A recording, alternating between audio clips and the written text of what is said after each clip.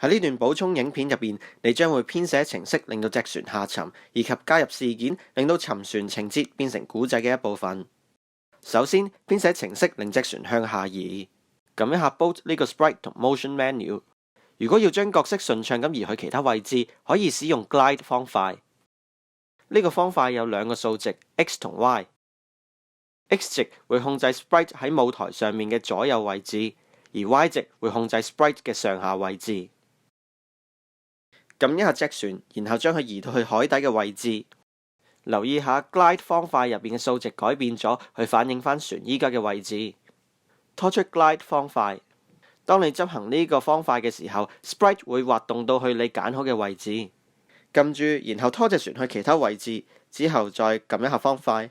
做得好啊 ！Sprite 會滑動去方塊裏邊 XY 值設定嘅位置。隻船沉緊啦。下一步，為隻船開始嘅位置編寫程式，拖住隻船直到佢浮喺水面，然後喺 When Flag Clicked 方塊下面放 Go to XY 方塊。Go to XY 方塊嘅數值亦都會更新，反映翻 Sprite 目前嘅位置。撳一下支旗嚟測試程式先。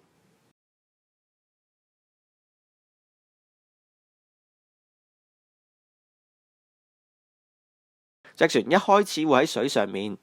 當你撳一下 Glide 方塊之後，隻船就會沉啦。太好啦！下一步，我哋要決定執行程式碼嘅時間。喺呢個例子入面，我哋設定當執行完 Save 方塊之後，隻船就會沉啦。撳一下最後會講嘢嘅 Sprite， 選擇 Event， 然後將 Broadcast 方塊拖去方塊群組嘅最尾。撳一下 Drop Down Menu， 然後建立一個叫做 Sink the Ship 嘅新 message。選擇船嘅 Sprite， 然後喺 Glide 方塊上面加入 When I Receive Sink the Ship Event。當 Broadcast 方塊喺對話結尾運行嘅時候，佢就會 send message 叫 Glide 方塊開始運行。撳一下支旗嚟試下。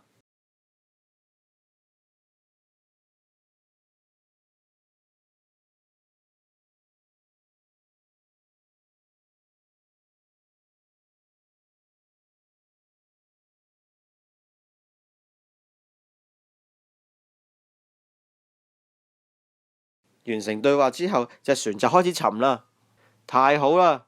跟住我哋要編寫程式，令到全部 Sprite 一齊沉，重用翻沉船嘅程式碼去到其他講嘢嘅角色身上，將 When I Receive 方塊拖去每個 Sprite 上面，咁做就會複製程式碼。撳一下每個 Sprite 檢查係咪每一個 Sprite 都有程式碼。下一步，為每個 Sprite 設定開始位置。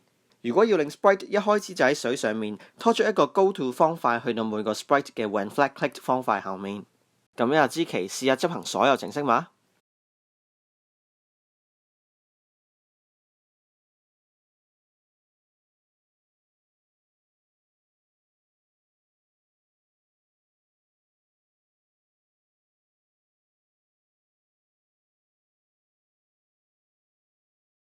太好啦！跟住我哋可以加入其他嘅動作，令到沉船嘅事故更加逼真。例如有一個 Sprite 喺隻船沉之前跳上跳落，等到因為好似佢，所以隻船會沉咁。而家輪到你啦，使用 Glide 方塊令到 Sprite 沉落海，使用 Go to XY 方塊編寫程式，令到角色每次一開始嘅時候都喺同一個位置。Broadcast 一個 message 嚟觸發沉船程式碼，同埋喺 Glide 方塊加入 When I Receive Event。加入 event 將沉船情節加入你嘅故事。